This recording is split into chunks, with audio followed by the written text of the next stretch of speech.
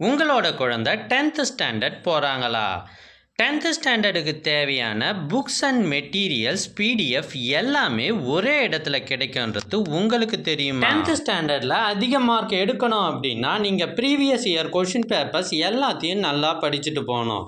எங்ககிட்ட first midterm, second midterm, quarterly, half yearly, first revision, second revision, third revision இது எல்லாத்துக்குமே ஃபுல்லாக previous year question papers ஒவ்வொரு சப்ஜெக்ட்டுக்குமே 5 question papers பிடிஎஃபாக இருக்குது. இப்போ ஃபஸ்ட்டு மிட்டம்னு எடுத்துக்கிட்டால் தமிழில் 5 கொஷின் பேப்பர், இங்கிலீஷில் 5 கொஷின் பேப்பர், கணக்கில் 5 கொஷின் பேப்பர், சயின்ஸில் 5, சோஷியலில் 5 என 25 கொஷின் பேப்பர்ஸ் பிடிஎஃபாக இருக்குது. இதை மட்டுமே படித்தா போதும், நீங்கள் ஈஸியாக 90%க்கு மேலே மார்க் எடுத்துடலாம். இதே போல் இதுக்கு முன்னாடி நடந்த எல்லா எக்ஸாமுக்குமே எங்ககிட்ட பிடிஎஃப் இருக்குது.